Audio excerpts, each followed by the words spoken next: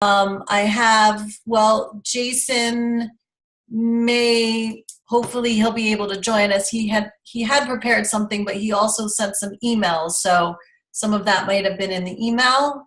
So I have Richard, Fred, David, Sam, and Sam, and myself. I have like literally like 2 minutes of something to contribute to work.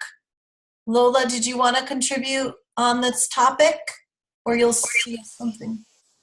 Unfortunately, I didn't have time to do it. Okay, so chime in at the end as something pops in your head. Brian, would you like to contribute as well?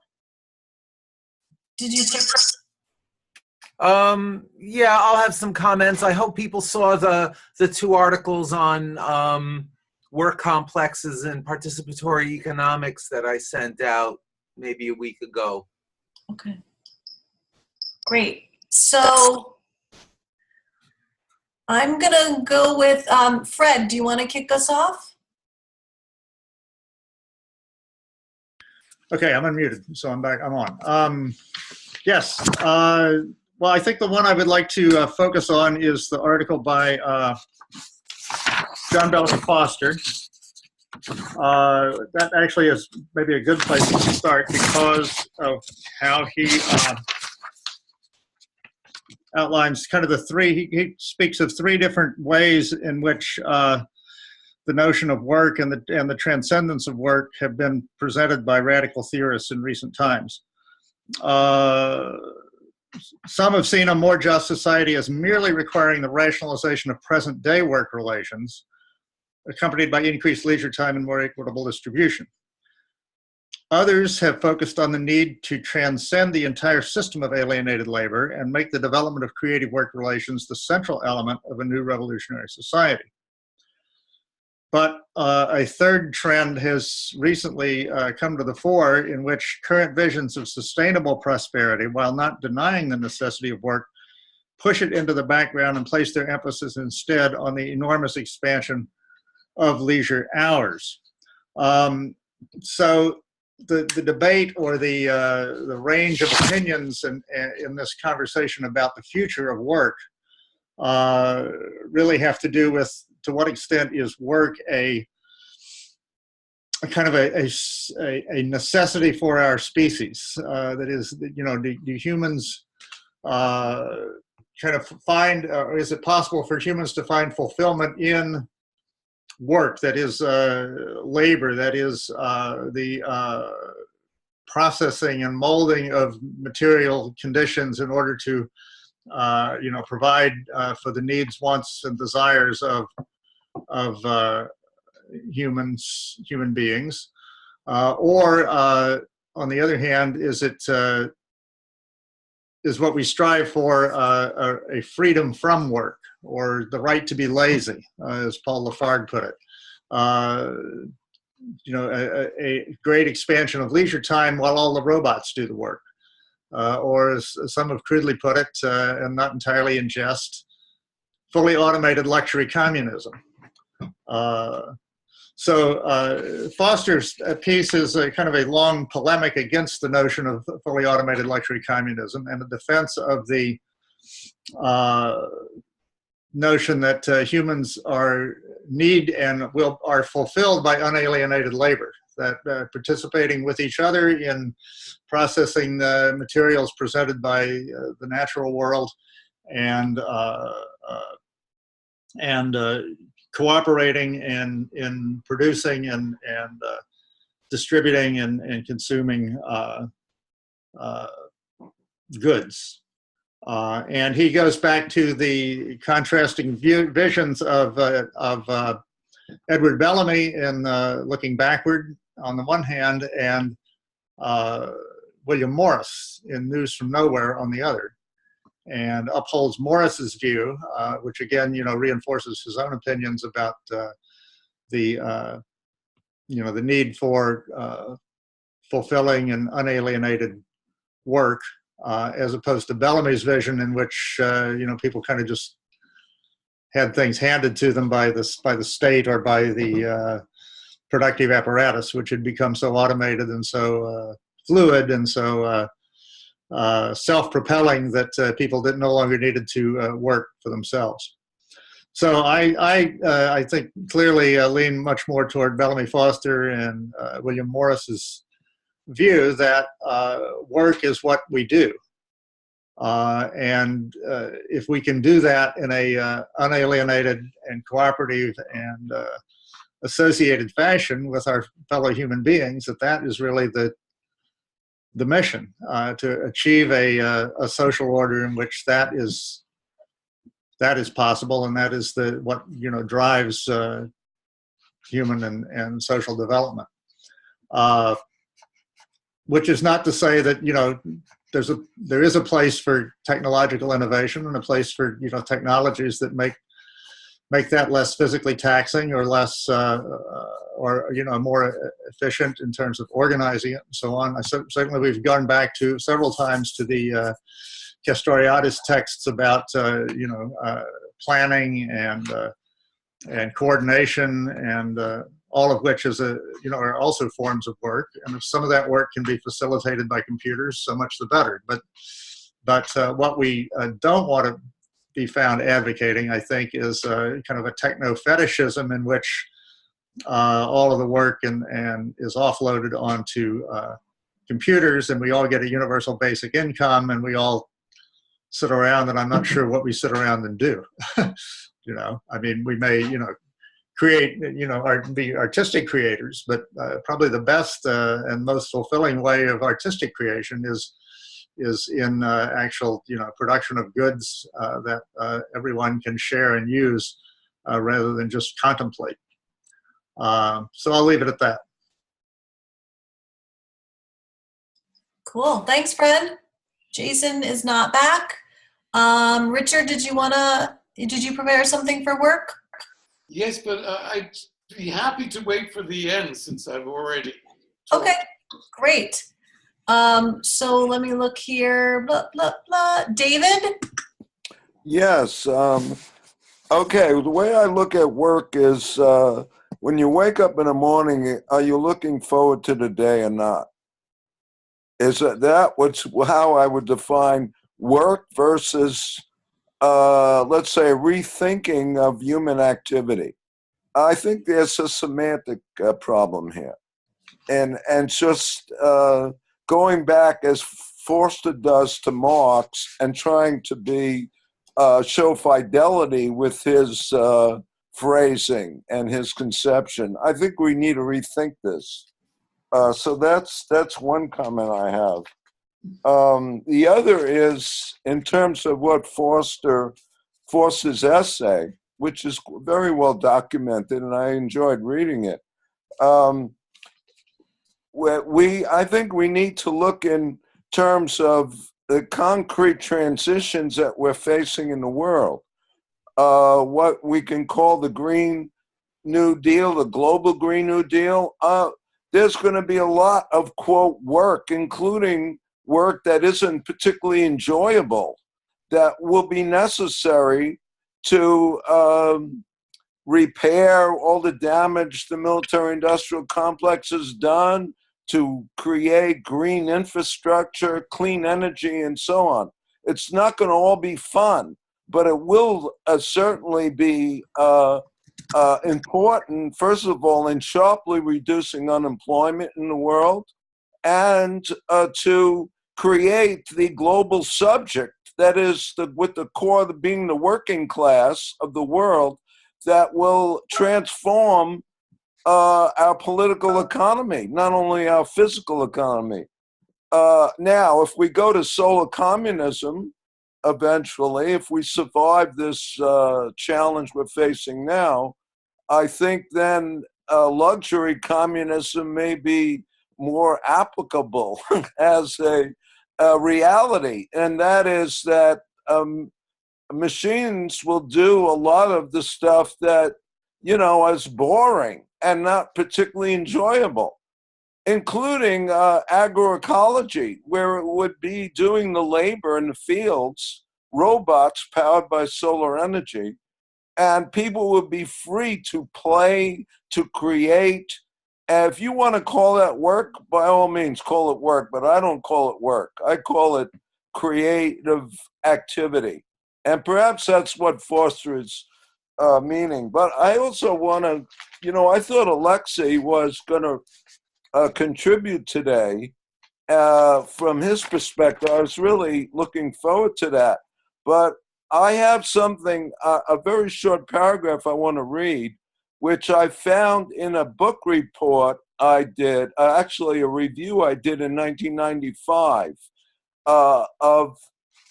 this was a review I did for a short-lived publication called Apples and Limes, where apples are assumed to be red and, of course, limes are green. So this was the green task force of the committees of correspondence.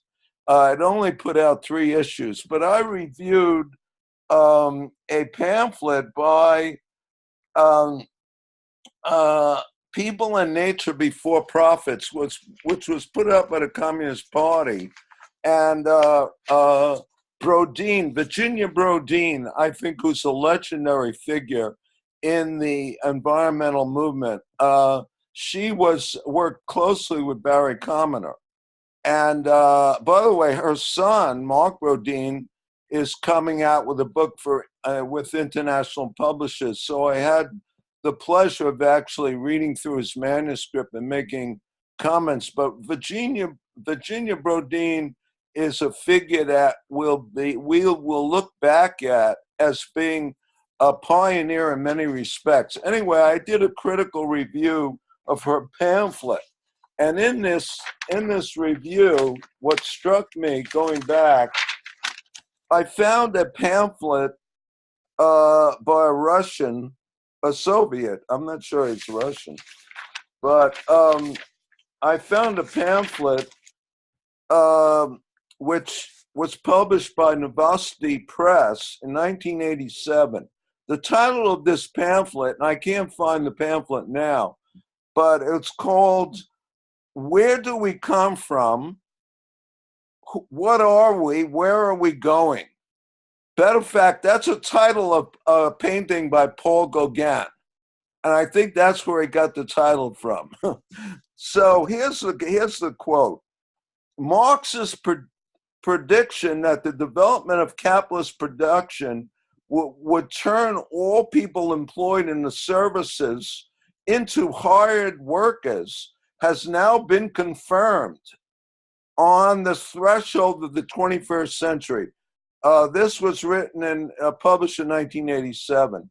Their numerical superiority alone objectively makes the proletarians in the sphere of non-material production a revolutionary force, which in principle capable, together with manual workers, of paving the way for the building of socialism and communism.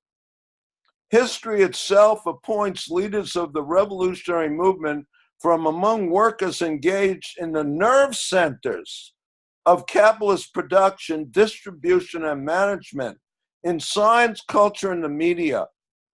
These leading contingents of working people are potentially charged with explosive revolutionary energy, the release of which on the historical scene would impart a truly indomitable power to the anti-capitalist movement.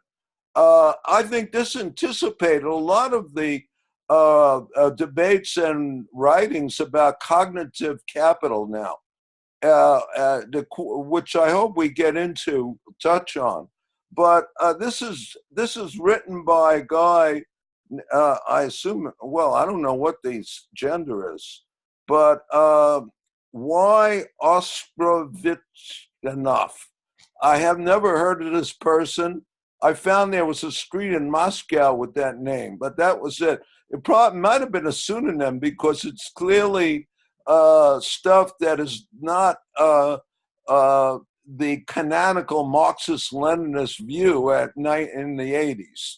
Okay, so I wanted to throw that out because I think that it bears on what is the revolutionary subject. what is the global subject that will lead us to eco-socialism and hopefully to solar communism. And that's why I think this discussion about work, particularly what is the working class now, is so important. So I went on a little too long, but thanks for the opportunity. I'm going to mute. Cool. David, if you can put a little bit of that in the wiki or the chat. I didn't get sort of everyone's name and title. I tried. I certainly will. I'll put my actually whole my review on it and highlight that section. Thank you. Thank you. Sure. So Sam C had something to say, but he's not there. So Sam F, did you? Okay. I'm here. Can you hear me? Okay. Couple things. First of all, if you look back at what David just said, which I think, had a lot of incredible wisdom to it, try to fit that into one of Richard's 30 boxes. This is one reason I'm not happy with the way the wiki is organized, that much of what we do is in fact all over the map and has to be.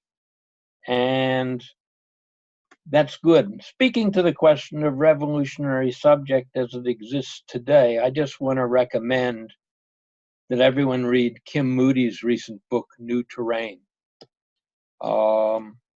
It's the best formulation of his ideas on this topic that I've seen, and I think it's reasonably good. And I'll also add to something David said.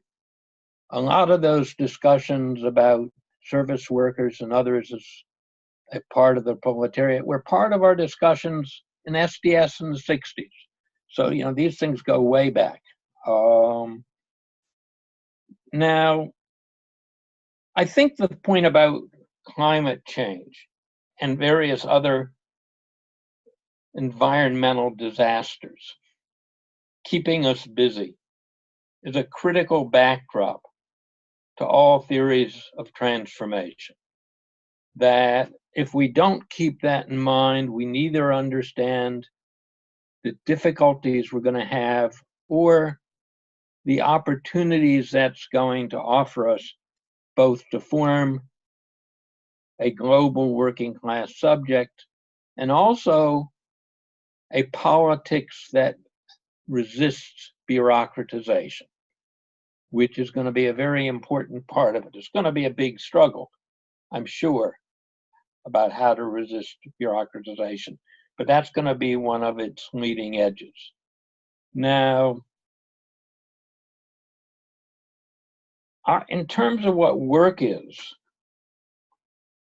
I've written a fair number of things where I've discussed that, and I'm not going to go into it at great length, but it seems to me that in the process of transformation, we'll be at various times having to rethink what it means to call something work. And that's partly because I suspect we'll have various informal and formal norms about the amount of work we expect people to contribute to the society, given the pressures of cleaning up the world and everything else. That part of this is obviously going to have to be helping take care of each other in various ways.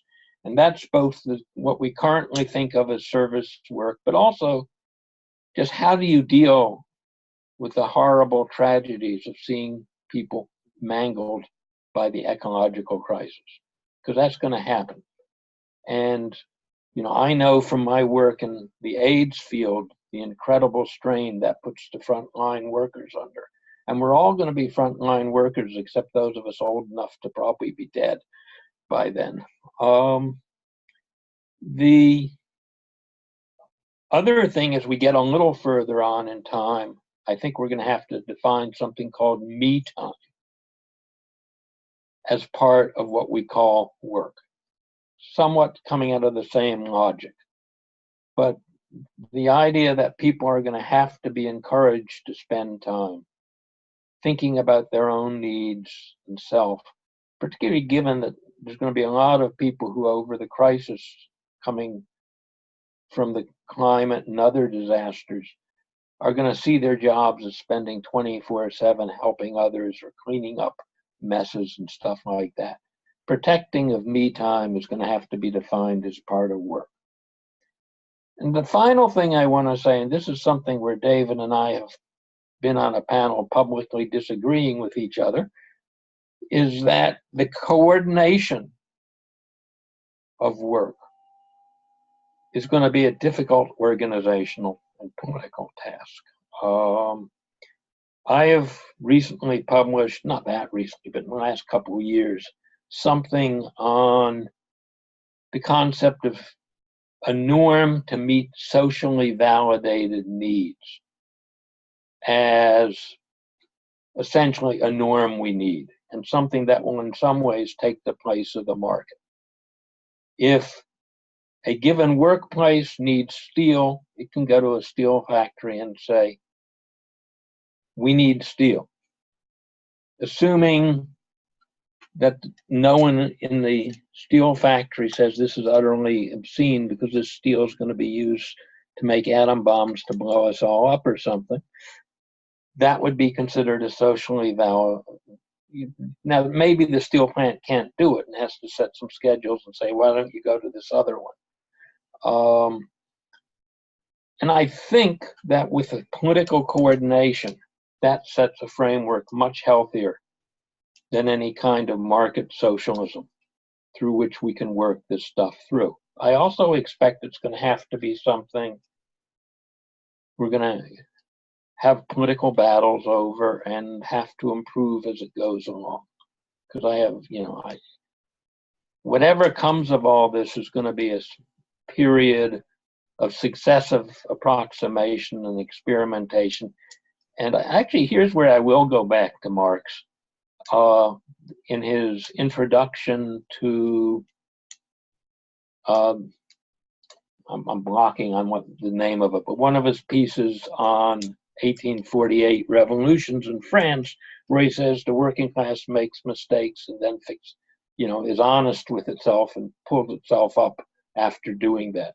It's an important normative concept that we all need to keep in mind, so that we don't end up becoming sectarians and killing each other. With that, I will mute. Sam, thank you for that sort of philosophical grounding. Sam C. is back. You have something to contribute on work? California, Sam? Can you hear me? Unmute. Here we go. Okay, I'm unmuted. Oh gosh, not really. I want to read that Kim Moody book and see what it has to say before I say anything more. So there it is. Okay, move on. Great. Okay. And Jason is still gone. All right. I will put in 1 cent, not even 2 cents. And it touches on actually something Sam and David sort of touched on too, which is sort of defining what it means to be work for a human. So in my job, which is completely non-radical, we're completely within the context. There's a lot of conversation in management theory. I'm getting a master's in public administration, right? In management theory and coaching and sort of the future of work and sort of the Facebook, Google idea of work, of what millennials are looking for. There's been a lot of good social science that really concludes, and they have different sort of ways of saying this, but one of the conclusions is autonomy, mastery, and purpose. These are the intrinsic motivators for human beings to commit to an activity, to be creative, to follow through. So, of course, in this context, it's about how employees can enhance a job so that employers can enhance opportunities for those things so that employees feel fulfilled, work harder, are happier, stay longer. But I think that they're important, just as social science concepts, they're important to include in this conversation. And you guys were already touching on it, like, what's the difference between like working to fill, you know, a shelter food need, and what's the difference to work to trade for wages because you have a landlord and you have no other options? And then what does it feel like to work for autonomy, mastery, and purpose? Some of us are lucky enough that the jobs that pay us wages provide that. Some of us don't. You know, that's the question about like, why do people do what we're doing? Why do people create off-Broadway theater? Why do the people who developed Firefox and Wikipedia, you know, donate their time to something? It's because it fulfills those needs. And so that's all. So, you know, David, maybe you're right about semantics, that work is so laden with the labor market that maybe it's not useful anymore. I love your idea of like, what did you say? Creative activity or human activity. And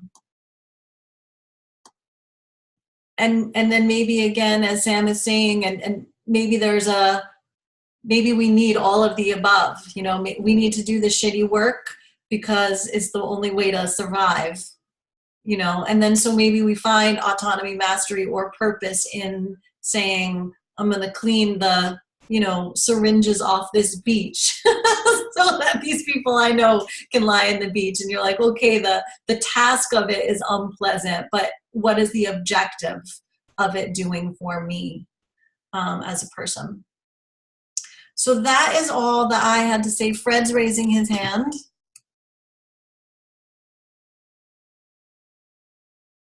Unmute. Okay, hello. Okay, I think this is moving the conversation along quite nicely with David and Sam Friedman's comments, because I think one thing that struck me about what Sam was saying, I think, was the notion of, let's see, looking in my notes, one of you guys said about work, or trying to define work as that which is in some way required, or required by societal norms, required by regulations, required by the market, it's something that one is required to do in some fashion. And whereas free creative activity is what one does spontaneously or voluntarily out of a need for autonomy, mastery, and or purpose. So those two things kind of are a dichotomy on the one hand, but they might be a continuum on the other. So that as we move toward a more, you know, a society of the associated producers, a cooperative commonwealth, a sharing and caring society, the gap between what one is required or coerced to do on the one hand and what one does out of self-motivation on the other narrows, and perhaps, you know, even, you know, in a utopian future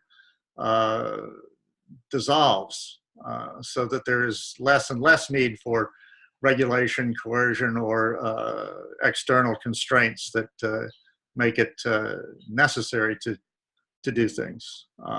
So that's my interpretation and synthesis of some of the previous comments. Thanks, Fred. Brian. And then Lola, are you raising your hand? And then Lola, okay. Yeah, I've got three things that I wanted to add to the conversation generally, and then a comment on some of what was said earlier. First, the two articles from the Participatory Economics School that I posted to the Dropbox a while ago. As folks know, that probably know, maybe not, this is a system that was developed by Michael Albert from Z Magazine and Robin Hanel, who's a left economist out west, probably initially 20 years ago. And it was aimed primarily to address the question that Sam F. raised around how do we organize production and distribution and allocation in a non-capitalist way. And it's got some interesting aspects, it's got some problematic aspects, but in the specific area of work, one of the innovations that they tried to introduce is the idea that people work in what they call balanced job complexes. The idea that in most workplaces, there's a mix of creative and rewarding work and tedious and work we wish we didn't have to do, and workplaces can organize themselves in a way that balances those, where everybody's responsibility is a combination of work in all those categories. So that was the first thought. The second is I read the newspaper, I think it was a New York Times article that was in the reading list for this week on the increasing precarity of employment in Europe, and was really struck by that, the idea that there's now a large pool of transient labor, mostly from the East, traveling around Europe, working for as little as $4 an hour, and employers coming in like Foxconn that are literally starting to implement Chinese-style horrific 24/7 on-call working conditions in European production facilities. And I think we need to think about the implications of that and how people can resist that and do something about that at a time when labor laws in Europe are changing for the worse, especially in France. Third point, this is related to something mentioned earlier. There's really a whole literature of interesting new writing on the labor movement and labor organizing. One book that I'm partway through that I really like is Jane McAlevy's book. It's called No Shortcuts. She was an organizer for SEIU for many years and was part of what was seen as the emergence of new strategies in the labor movement. And coming out the other end of it, she's very critical of the shift away from organizing that we're all aware of, and argues that the kinds of mobilization models that unions have adopted instead of organizing are really a pretty poor substitute. The idea that you can have a campaign to organize low-wage workers, but you have a handful of low-wage workers as the spokespeople, but the real work and real initiative is coming from professional organizers and activists and more full-time activists, and the role of the rank and file in ongoing organizing is really lacking. And she says that's the key to why the labor movement is as weak as it is today. There was a review in The Nation last week of a new book on changes in the labor movement during the 1970s. Steve Early has a couple of recent books. There was one by Stanley Aronowitz that came out a couple of years ago. A lot of interesting writing on what's been happening to the labor movement and what to do about it.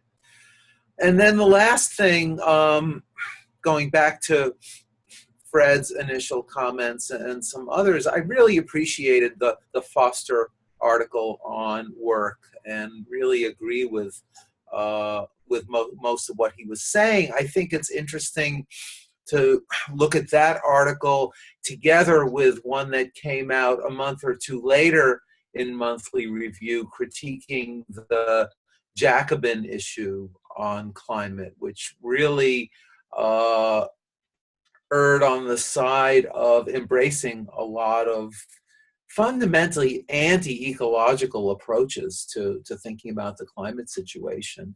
And a lot of the quote-unquote leisure communism stuff that's fashionable in some circles, he frames, I think correctly, in the context of a much bigger literature on so-called eco-modernism. And that's a whole school in both mainstream circles and on some of the left today, embracing, kind of going back to early 60s notion, really, that technology can solve problems, that in the future we won't have to work, that we don't have to worry about resource consumption, that we don't have to worry about, and that if we're facing a situation of our relationship to living ecosystems becoming increasingly problematic, that the solution to that is to embrace the idea of living in an increasingly synthetic world, that if nature is falling apart around us, we retreat into the technosphere. And, you know, I think that's just horrific and really doesn't get us anywhere near the path that we need to be on. Thanks, Brian. Lola. Yes, I just wanted to say, going back to what has been said about the definition of work and redefining what we think is work, I think that's the first essential step that's going to happen in the near future, because work is definitely linked today to wages and what is worth being paid for, and this is definitely subjective. But I think in a further future, I think the word itself, work, might actually disappear, and because we don't really need it. If we just think as working as just contributing to society, we don't really need to restrict its definition to money or what's, because like some things that, like a mother taking care, like parents taking care of their children, they do it for free. But if we can pay someone to do it for us, what's the difference in the two contributions? So I think at some point the word itself might disappear, and the problem will actually be somewhere else. Like we will not be thinking like that. So when I think about the utopian vision future, I think of the word itself disappearing, and like we're just gonna talk about contributing to society, and it's just gonna be normal. And of course, there'll always be tasks that are not very amusing, or like that people don't naturally like to do. But if we frame it in another way, and if it becomes very like valued, and if we give it not like valued in a monetary sense, like society being just like just value something that's just yeah, you're contributing to something very important, not just giving value to the important things. People are just going to be rewarded this way, and they'll just be like happy to do it. Could even like take turns doing the most like terrible tasks, not just one person doing it, but just changing. And it would also push us to make those tasks more enjoyable. So investing in making the tasks more, yeah, humanly. That's all I wanted to say.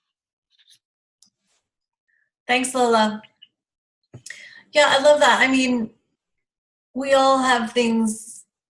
I think redefining value as not related to money is a seriously important step, and then being explicit about what has value and why. So for example, a stupid example, but one of the things that I have to do every 2 weeks is approve timesheets for the part-time staff that I supervise. It's a completely tedious, boring, picky task. They always do it wrong. It's super frustrating. And I have to think about it as, I value the work that these people do to fulfill our mission. And so I value them being able to pay their rent and eat in exchange for doing that good work. And so I have to approach that completely onerous task as, this task is actually fulfilling our mission of making lives of children better. Because if I don't support the human beings who are doing the work on the front line, then those kids are missing out. And those wonderful human beings and those artists can't afford to live in New York City anymore. And I have to change. That's how I have to approach that onerous task, or it just drives me crazy. And so that's just, that's a kind of silly maybe example, but it's a way of like how to reframe, the task, attaching it to its ultimate objective and to the larger mission of doing whatever, you're doing. So we're at about 12:30. Yeah, Dad, you want to add some stuff? I had originally prepared, and I have some notes, to basically introduce 3 things that I posted that are outtakes from my never completed and always growing Is Another World Possible? And what I try to do is situate today's working class and how it's developing. But if you'll indulge me, I'd just like to add a couple of comments to the discussion that's already talking about the very idea of work. And I'm glad that we've included the Foster piece. I very much agree with it. And what Jenny said is, what do we value? Well, I just like to recall that I think Marx, and this is his fundamental contribution, made a clear distinction between work on the other hand, on one hand, and a human activity that produces use value, whether it's taking care of a baby or knitting a sweater or making a crop and people being able to eat. And that was the difference between use value and exchange value. And he broke down into useful labor, which is universal and could be caring and sharing or creating anything that on the one hand, and the labor that creates value, which he called labor power. And it's a commodity which is chopped up and sold by the hour at the absolute lowest pressure of price that the market will bear. So that what you're paid in New York for doing this or in Hong Kong for doing the same thing is really the value is homogenized into the socially necessary labor time that it takes to do that, and then reduced to its lowest common denominator, which is what globalization is all about. Trying to find the place where the amount of socially necessary labor and the rate of at which it gets remunerated is kept down to. And this has been an offensive roughly since 1973. Has been a very conscious offensive on the part of the manufacturers, the bankers, the IMF, and so on, to reduce that. It's a counteroffensive to all the gains that the working class made before and after the 2 world wars.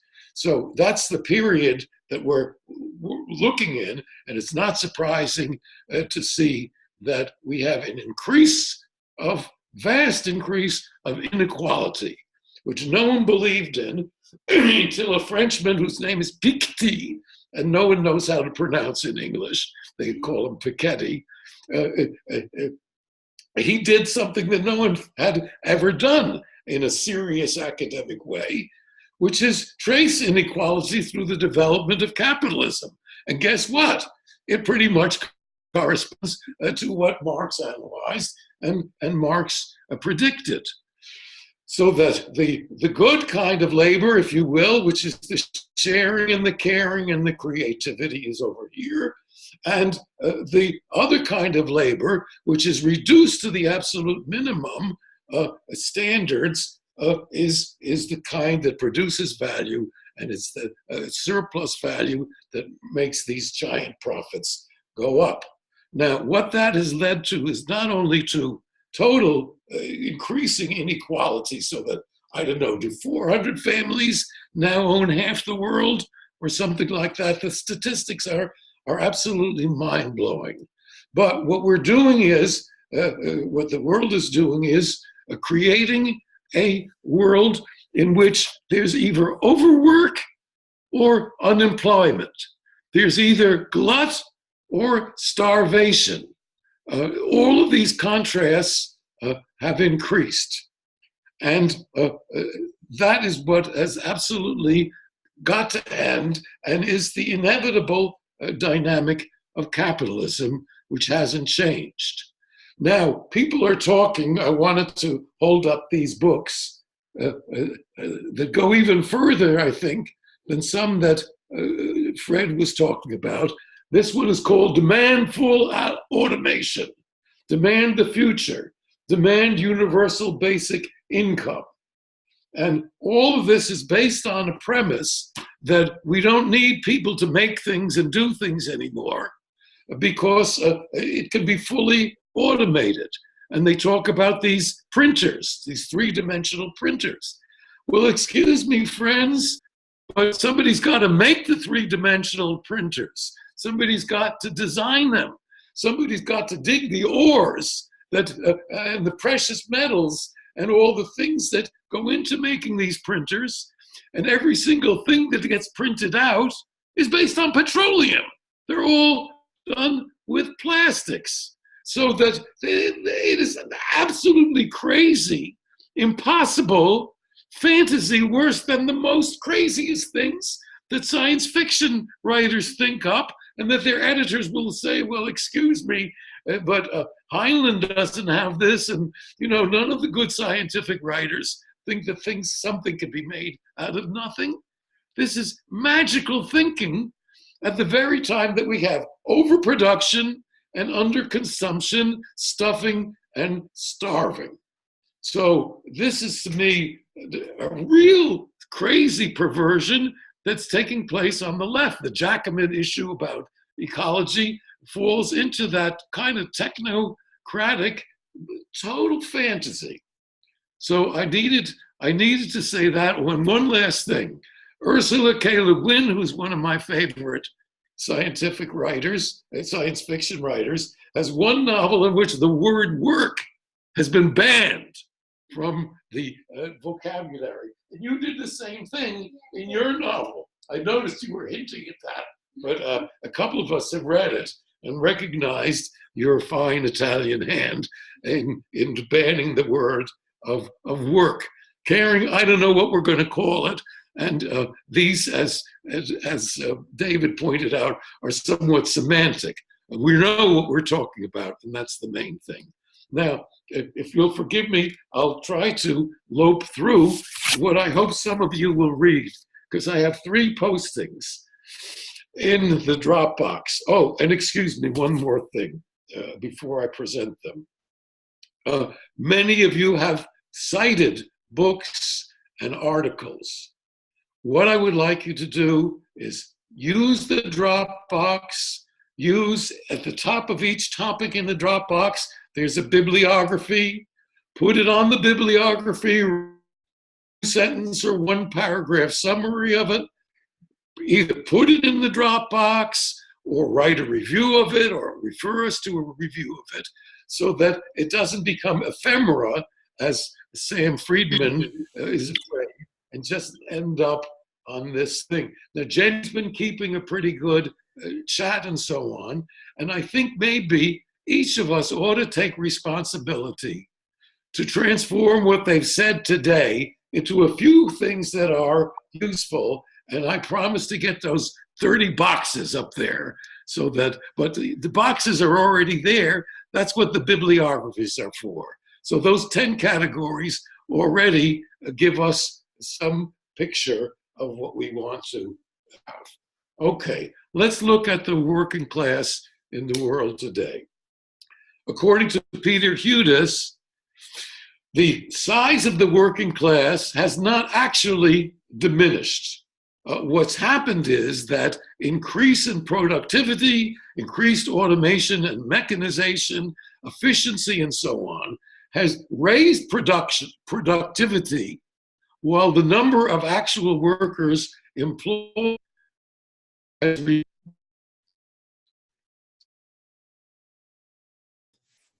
Dad, you're frozen. Sorry.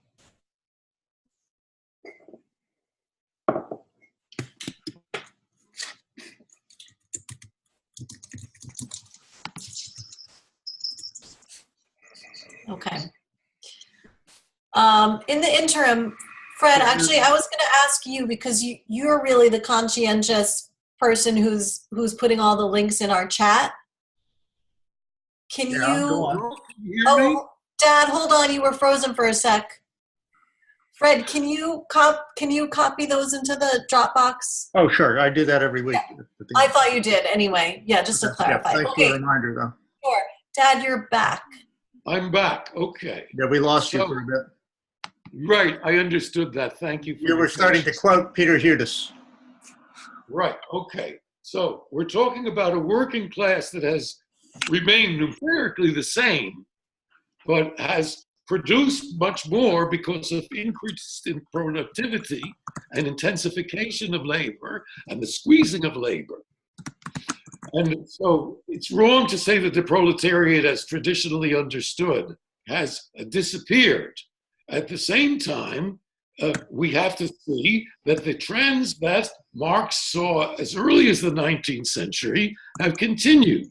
And that is that capital has an antagonistic and kind of like a bad marriage relationship with labor.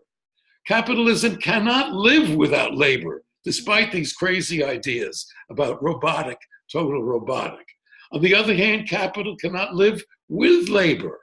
All the inventions that are made, automation and the rest, is to curb the recalcitrant hand of labor, to squeeze more and more production, more and more surplus value out of a definite labor time, or to extend that labor time, so that inevitably this creates, on the one hand, unemployment, on the other hand, inequality, and on the third hand, forgive my mixed metaphor, overproduction. And eventually a kind of underconsumption, because if people aren't getting paid, they can't go out and buy the consumer items that in today's market are necessary to keep the whole thing going. And financialization on the one hand, and neoliberal brutal attacks on working standards and living standards on the other are the result of that accumulating over the last 30, actually 40 years of capitalist capitalist one-way class struggle. Whereas the word class struggle has been, as much as possible, cleansed from the vocabulary of the left. But for everybody that goes to work when they don't want to, and puts up with humiliation on the job, and comes home tired and dirty and depressed, it does exist. It does exist. It exists every minute on the job. So let's look at what is today's working class. Well, surprise, we don't see much working class in Europe, in the old traditional, vision that we had, and even less in the US because of this deindustrialization. But if we go to China, which is the motor of capitalist production today, we find that there is a huge new working class, which is developing not only in terms of the vast amount of productivity, so that the Chinese engine is what's keeping capitalism still growing to a certain extent. It's also produced the class struggle.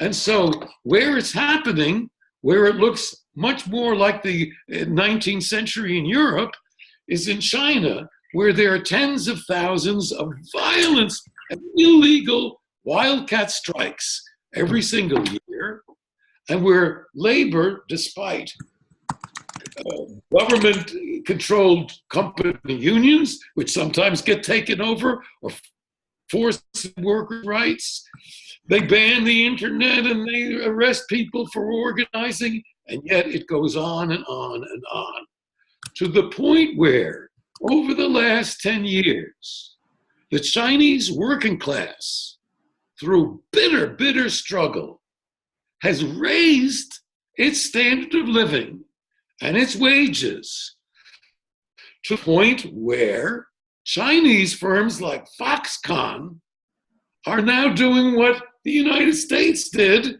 at the beginning of this globalization era, moving stuff to the south and then to Mexico and then to the Far East and so on.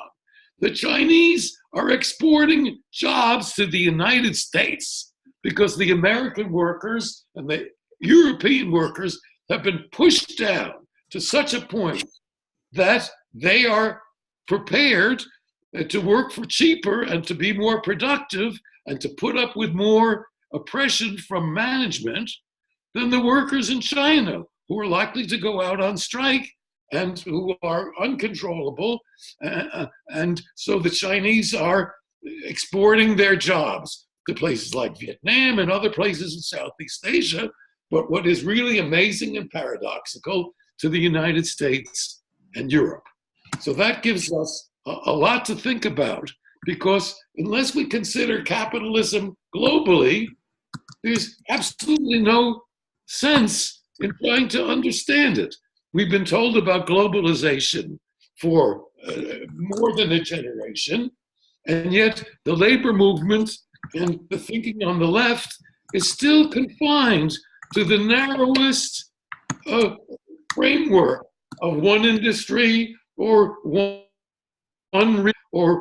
union. I mean, it's just like we're back to Gompers, and we're back to when Eugene Victor Debs was a revolutionary because he tried to get all the different trades in the railroad to join together instead of striking separately and undercutting each other's struggles. So clearly, in a globalized world, and that's the first point I try to make in one of my postings, the only answer to globalization is internationalization of this.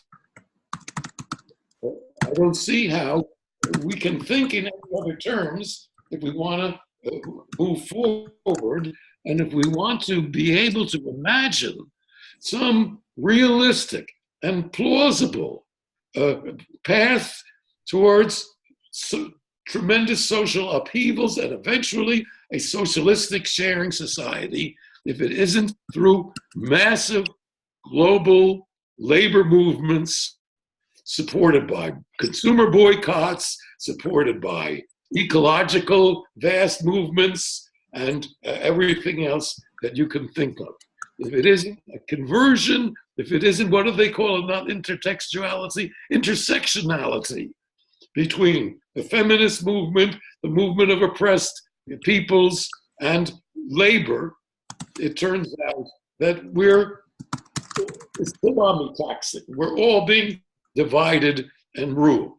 So that's basically the philosophy that's got to guide us in our thinking, because it's the only one chance in 100 that's going to get us to some place where we might want to go. Now, looking at the class together globally, we cite one striking feature. It's had a sex change operation. According to the big, I've forgotten the UN and the other big statistics thing that's in my paper, 2/3 of the work, the paid work, or the money work in the world today is done by female workers. That probably comes to not as a big surprise.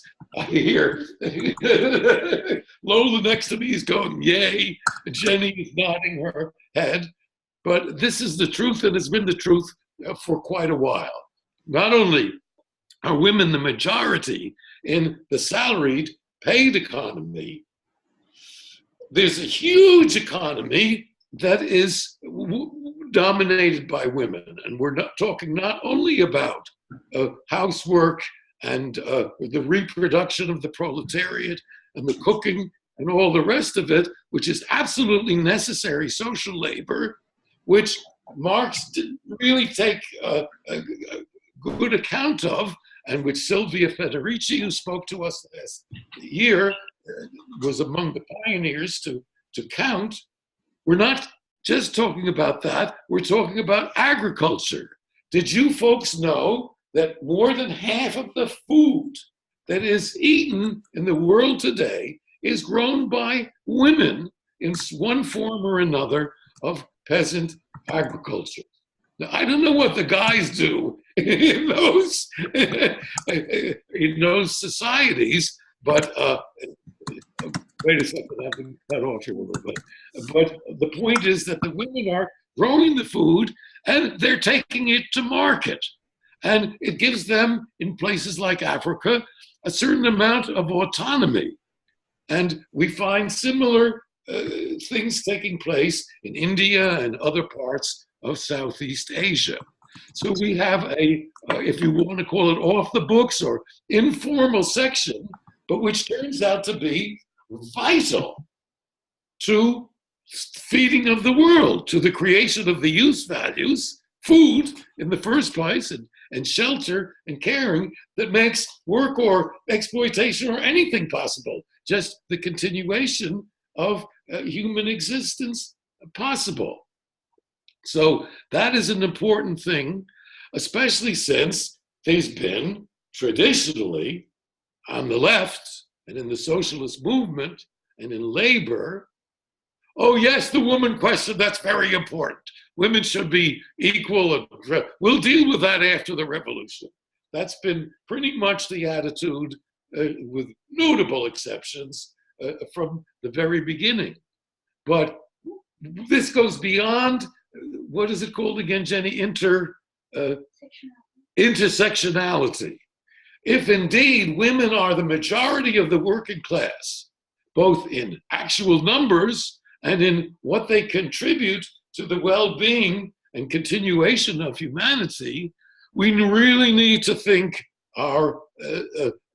rethink our categories of what labor is, and to get rid of the stereotype, which was in my youth shared by both Stalinist communists and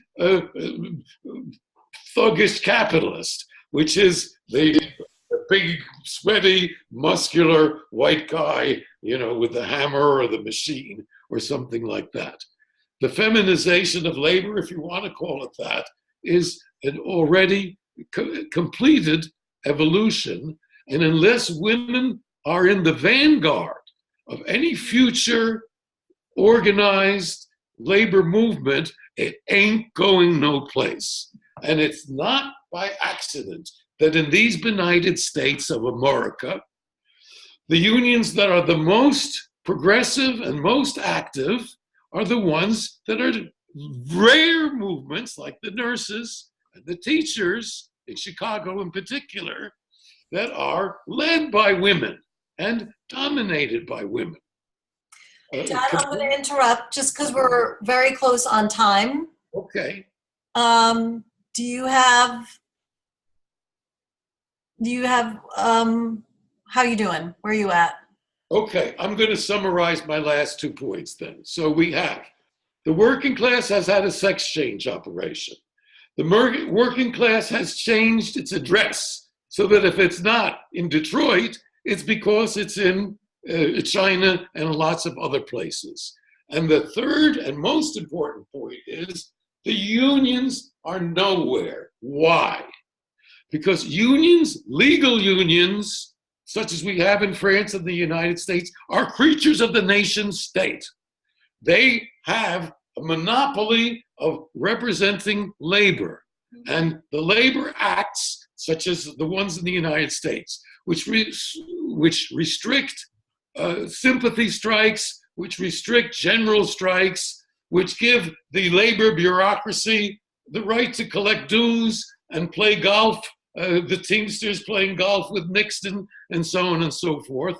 The labor bureaucracy, as we all know, has become part of the establishment and has never pushed forward class interests. And in Europe, where the salami tactics of striking first Greece and then Spain and breaking the labor movements and the people's movements in all of these countries, and all these unions are members of the Communist International or the neo thing or the Socialist International, and there has been zero, to my knowledge, solidarity between organized labor in France and organized labor and the social movements in Greece, Spain, and the rest of these places. And the reasons are very simple.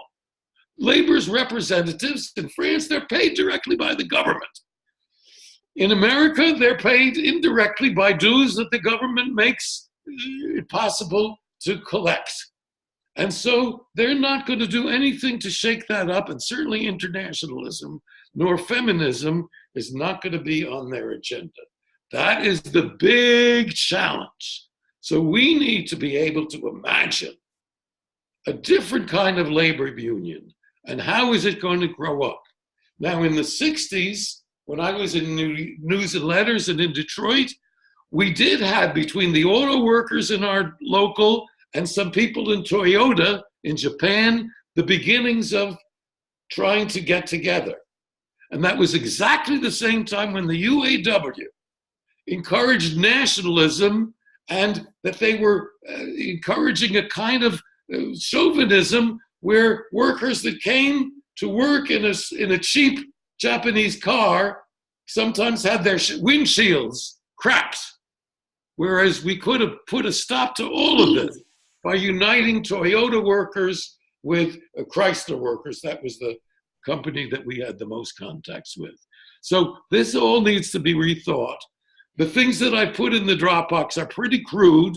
The big long one actually breaks down after 6 pages, and the rest of it is notes. But they're interesting notes. And I think that what I'd like to do, in 2 weeks, we're going to come back to this topic, correct? So I believe so. Yeah, we actually didn't discuss that in the first part. If we still think that 2 weeks per topic or 2 sessions per topic is necessary, maybe that is something to do with our next couple of minutes. I'm not sure if folks have a lot more to contribute on this topic. Well, allow me to say this, that when I sent out the written version of our new plan, that was already part of it, and that most of the people that expressed themselves said yes, that every 2 weeks made it easier. But I would hate this. Brian wants the floor. I'll just finish this quickly. I would hate this very, very wonderful discussion that we've had today. I would like to see it, the things that were on the chat posted in the Dropbox, and the books that were mentioned posted in the bibliography. And I will try to clean up my messes and make it easier for him and other people to find them. And we would need to go back to this, it seems to me, at least for 1 more week. Okay, so just so you know, most of what's Fred always collects everything in the chat and puts it in the Dropbox. So yay, Fred. Been in charge of that. All right, so in 5 minutes, Brian, jump. And we did get some things in the chat that, yes, there's a lot more to discuss. Yeah, this is really an agenda question. It would help me to get a summary of where we stand now in the sequence of topics that Richard laid out at the very beginning of this process. Got you. Okay. I don't know that. So is that something that Fred and Richard can, once they've done their sort of structural cleanup, can also just remind us we've talked about these topics and we have these more to go? Yes. Or when I said 10, that was an approximation. There may be 9 or 12. Right. So we're just. Fred and I have to clean that up to make our grid more rational. And we've added topics of regions, but those were just actually places to put things that happen in those regions so that our stuff is not entirely Euro and America centered. So those are not really separate things. They're just places to put stuff. But just roughly in terms of thinking about where we are and where we're going, have we covered? We've covered almost topics. Have we covered 6 of 8 topics? Just roughly speaking. We've covered 9 topics, I believe. Out of 12? Yeah, something like that. Okay. Yeah, we're coming. I mean, the way it looked to us when we opened the second semester is that we'd get through this, we'd get through our topics before the end of this semester. Okay. But of course, we're moving at half speed now, so it may take a little longer. But actually, keeping this going is important, because even if it's going slowly, because at the same time, we're recruiting writers to start transforming this. And we're going out on the social media to try and interest new people to join us. And I'm hoping that my book, which leads into this, the conclusion of my book is, if you want a better world, use your imaginations and join future historians. So the idea is that my book will be, not mine because you've all participated in it, would be an interactive thing, and that the life of it would continue long after the publication on the development of this project. I asked to be on the stack for just a minute. Oh, sorry, yeah.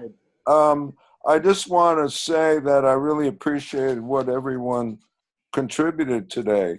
I do disagree, however, with Brian and Richard's assessment of that Jacobin issue. And I did post a critique of Ian Agnes on climate and capitalism. And I'll share that. I'll share that with all of you. By the way, Richard, robots can make robots. Hello? So who's going to make the 3D printers? Robots. Of course, people are needed in the process. Of course, that point was well taken. But don't underestimate the capability of automation and cybernetics in our future, and how that can play in. Of course, it has huge contradictory impacts under capitalism, which deny the potentiality and limit the potentiality. So I just want to make that brief comment, but thanks to everyone for a great discussion today. All right, so I'm gonna just upload the notes to the Dropbox under the work file as notes from discussion. And that's all, right? See you in a couple weeks. Okay, thanks a lot, everybody. Bye-bye. Bye, thank you. Bye, Lola. Bye. All right, how do we get out of here?